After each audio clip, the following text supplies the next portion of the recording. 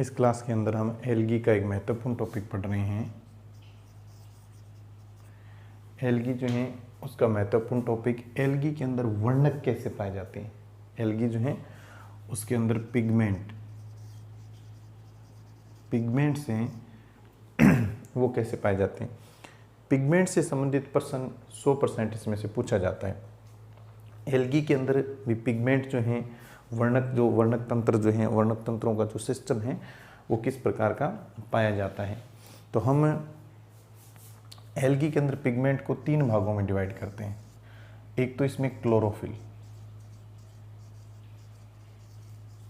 Chlorophyll, एक दूसरा इसमें आता है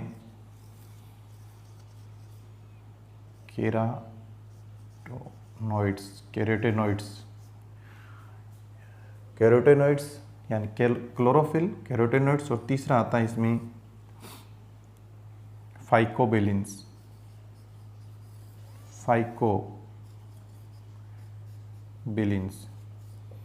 बस इन 3 कैटेगरी में एल्गी का जो पूरा पिगमेंट सिस्टम है, पूरे जो पिगमेंट्स हैं उसको इन 3 में ही डिवाइड कर दिया, क्लोरोफिल, कैरोटेनॉइड्स और phycobilins.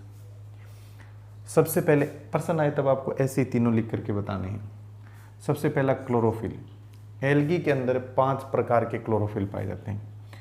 Chlorophyll A, chlorophyll B, chlorophyll C, chlorophyll D, chlorophyll E. ये A B C D E कितने प्रकार के हो गए? 5 प्रकार के। अब इसमें महत्वपूर्ण ये चीज़ है कि जो क्लोरोफिल ए जो होता है ये सभी प्रकार के पादपों में पाया जाता है, अर्थात ये एक यूनिवर्सल पिगमेंट है, यानी कि ये सार्वत्रिक वर्णक है, सभी प्रकार के पौधों में पाया जाता है, अर्थात सभी प्रकार की एल्गी है उसमें भी क्लोरोफिल ए होगा। क्लोरोफिल ए के साथ या तो फिर क्लोरोफिल बी होता है, या फिर क्लोरोफिल सी होता है, या डी होता है, या ई होता है। क्लोरोफिल ए और बी, क्लोरोफिल ए और क्लोरोफिल बी ये पाया जाता है क्लोरोफाइसी में, क्लोरोफाइसी और यूग्लेनोफाइसी में। क्लोरोफाइसी और यूग्लेनोफाइसी में क्लोरोफिल ए और बी होता है। इसी प्रकार, क्योंकि ए तो मैंने बताया ना सब में होता है, इसी प्रकार क्लोरोफिल ए और क्लोरोफिल सी ये पाया जाता है फेओफाइसी में।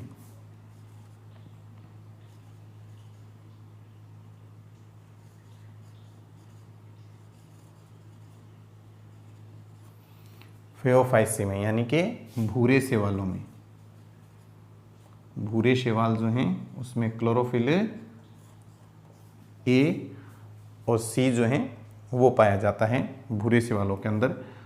ये जो हैं ये हरे शैवाल हैं, हरे शैवाल क्लोरोफाइसी में हरे शैवाल आते हैं, और यूग्लिनोफाइसी में यूग्लिना जो कि गहरे हरे शैवाल आते हैं, गहरे हरे शैवाल। तो इनमें तो क्लोरोफिल ए और बी, और इसमें क्लोरोफिल ए और सी पाया जाता है। डी ये पाया जाता है, क्लोरोफिल ए और डी जो हैं ये पाया जाता है रोडोफाइसी में,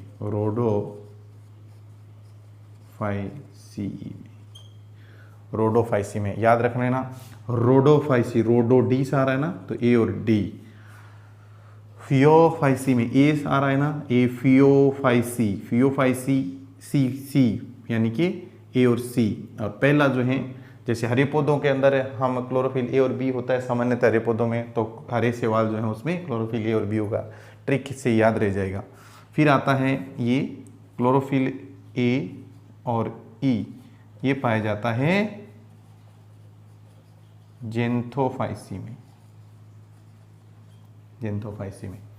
तो शैवालों के अंदर सबसे पहले क्लोरोफिल यानी कि पर्णहरित 5 प्रकार के chlorophyll A B C D और ई।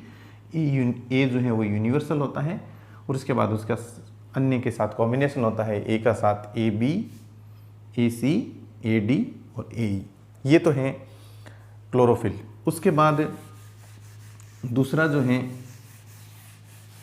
कैरोटीनॉइड्स। कैरोटीनॉइड्स जो हैं उनको दो भागों में बांटा गया है। कैरोटीनॉइड्स को दो भागों में डिवाइड किया गया पिगमेंट सिस्टम के अंदर।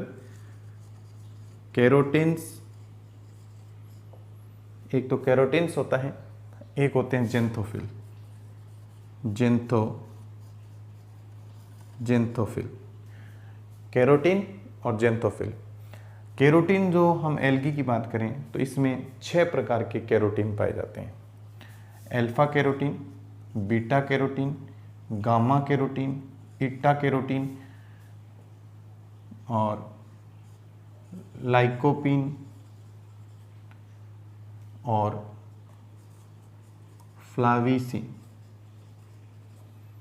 6 प्रकार के हो गए ना, alpha, beta, gamma, eta, lycopene और फ्लेविसिन। जैसे क्लोरोफिल के अंदर क्लोरोफिल ए जो था सार्वत्रिक था ना, सभी प्रकार के शैवालों में, सभी प्रकार के पौधों में पाया जाता था। उसी प्रकार कैरोटीनॉइड्स का जो कैरोटीन है बीटा कैरोटीन जो है वो सभी प्रकार की एल्गी जो है उसमें पाया जाएगा। बीटा कैरोटीन है, सभी प्रकार की एल्गी जो है उसमें पाया जाता है। इसका मतलब ये हो गया कि बीटा जो है वो सभी में पाया जाएगा, जिस प्रकार हमने उसमें ए लिखा था क्लोरोफिल, उसी प्रकार कैरोटीन्स में बीटा कैरोटीन सभी में पाया जाएगा। बीटा के साथ अल्फा जो है, बीटा सभी में, अल्फा, तो हम ऐसे लिख सकते हैं कि बीटा कैरोटीन्स और अल्फा ये जो है ये दोनों पाए जाते हैं क्लोरोफाइसी में। जैसे ए और बी क्लोरोफाइसी में था, वैसे यहाँ पर बीटा और अल्फा जो है, अल्फा और बीटा क्लोरोफाइसी के अंदर पाया जाएगा और साथ में पाया जाएगा रोडोफाइसी में।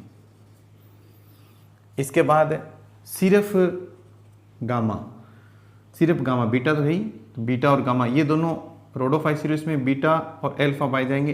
बीटा हमने देखा सभी में, तो बीटा और गामा ये सिर्फ क्लोरोफाइसी के अंदर पाया जाता है। इसी प्रकार बीटा तो होता ही है सभी में, बीटा के साथ ईटा ये पाया जाता है क्रिप्टोफाइसी में।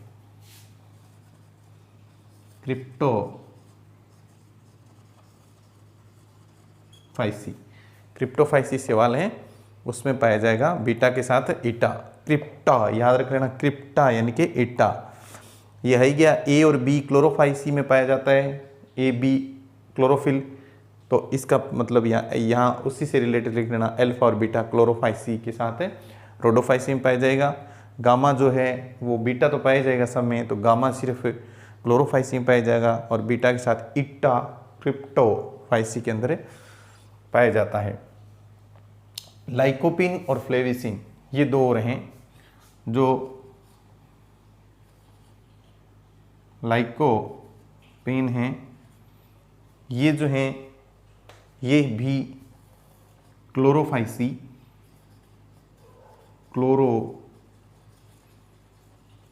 के अंदर मुख्य रूप से पाया जाता है। और जो फ्लावासीन है,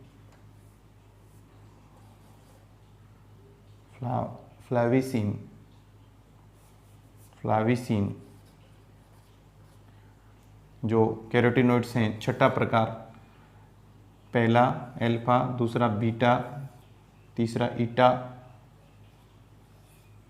अल्फा बीटा गामा तीसरा, ईटा चौथा, पांचवा ये लाइकोपिन और छठा फ्लेविसिन। ये जो पाया जाता है ये पाया जाता है साइनोफाइसी में।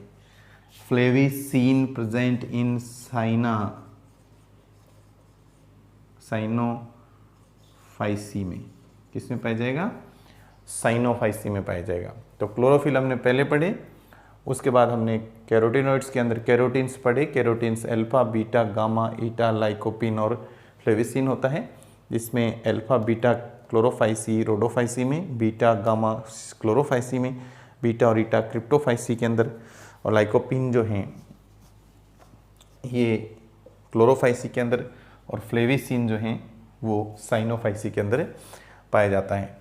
इसके बाद कैरोटीन्स के बाद ये जेंथोफिल। जेंथोफिल अत्यधिक संख्या में पाए जाते हैं। जेंथोफिल जो हैं ये मुख्य रूप से, जो जेंथोफिल की हम बात करें तो ये 20 प्रकार के होते हैं, और विभिन्न प्रकार के जो जेंथोफिल है वो सभी प्रकार के एल्गी में के अंदर पाए जाते हैं। जेंथोफिल 20 प्रकार के होते हैं, सबके नाम लिखने की ज़रूरत नहीं है, आप सीधा ये इतना लिखना, जेंथोफिल जो हैं वो कितने प्रकार के होते हैं, 20 प्रकार के होते हैं। जैसे कौन कौन से होते हैं, जैसे जियाजेंथिन, जियाजेंथिन, एस्टाजेंथिन,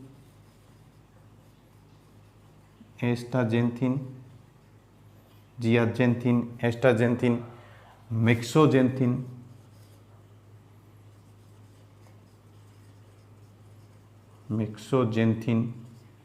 जियाजेंथिन, एस्टाजेंथिन, मिक्सोजेंथिन, ये 3-4 जो हैं इसके एग्जाम्पल जो हैं आप रख सकते हो। ये कितने प्रकार के होते हैं, 20 प्रकार के होते हैं। वैसे जो अन्य प्रकार की अलग अलग प्रकार की जो एल्गी जो हैं वो उसमें पाए जाते हैं। इसके बाद आता है फाइकोबिलिन्स। फाइकोबिलिन्स जो हैं ये मुख्य रूप से 3 प्रकार के होते हैं। पिगमेंट सिस्टम के अंदर फाइकोबिलिन्स की यदि हम बात करें तो इनको 3 भागों में डिवाइड किया गया। मुख्य रूप से कितने भागों में, 3 भागों में। एक तो इसमें आता है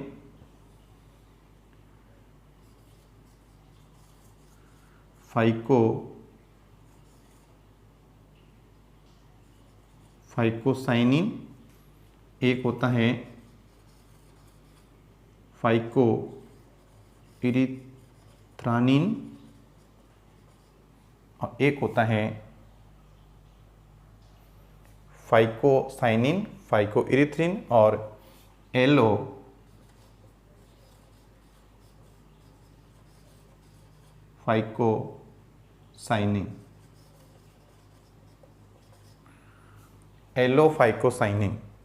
कितने प्रकार के हो गए फाइकोबिलिन्स, 3 प्रकार के। ए नंबर पे फाइकोसाइनिन, बी नंबर पे फाइकोइरिथ्रिन और तीसरे नंबर पे एलोफाइकोसाइनिन। ये क्या करते हैं, ये रंग प्रदान करते हैं। जैसे फाइकोसाइनिन है, फाइकोसाइनिन 2 भागों में बांटा गया, सी फाइकोसाइनिन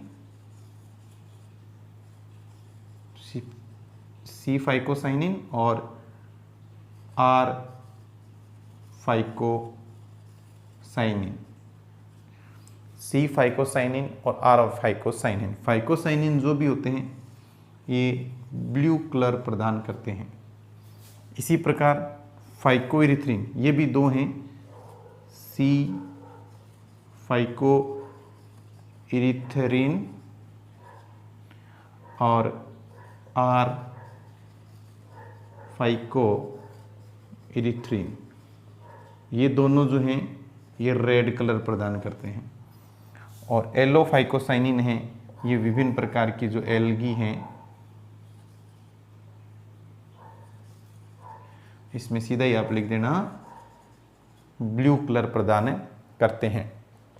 तो क्लोरोफिल, कैरोटिनॉइड्स और फाइकोबिलिन्स, ये 3 प्रकार या 3 भागों में इनको बांट करके, और सभी प्रकार के जो हैं ये चीज़ें जो होती हैं ये पिगमेंट्स हैं, और ये पाए किस में जाते हैं, ये मुख्य रूप से प्लास्टिड में पाए जाते हैं। प्लास्टिड्स में, प्लास्टिड्स जो होते हैं ना लवक, उन लवकों के अंदर ये जो रंग प्रदान करते हैं ये विभिन्न प्रकार के वर्णक जो हैं ये पाए जाते हैं।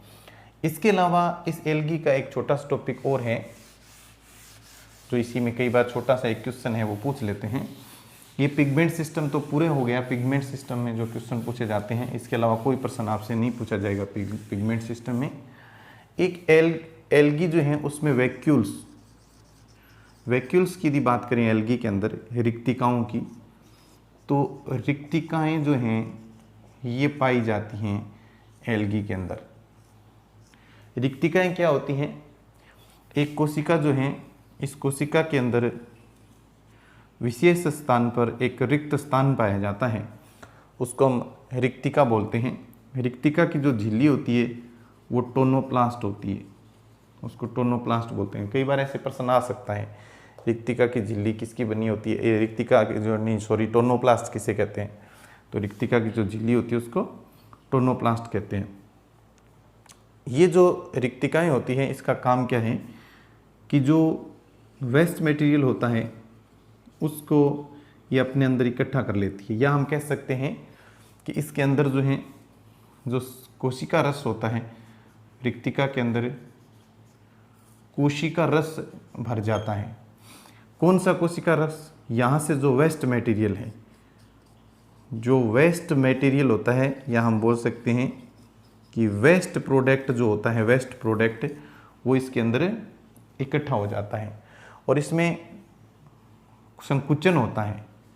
संकुचन होता है तो संकुचन के दौरान वो वेस्ट मटेरियल जो है वो बाहर त्याग दिया जाता है। ये जो है ओस्मो रेगुलेशन, ये रिक्तिकाएं जो हैं ओस्मो रेगुलेशन का कार्य करती है, या ओस्मो रेगुलेशन विधि द्वारा ये पदार्थों का इकट्ठा करके फिर बाहर की तरफ स्त्रवण करती है। तो आज का जो टॉपिक था, इस लेसन का टॉपिक था, वो मेन जो फोकस था वो एल्गी के पिगमेंट सिस्टम पे था, और साथ में अंत में जो वैक्यूल्स था, रिक्तिकाएं था। एक बार आप इसको देखोगे तो पिगमेंट सिस्टम आपके समझ में आ जाएंगे। Thank you.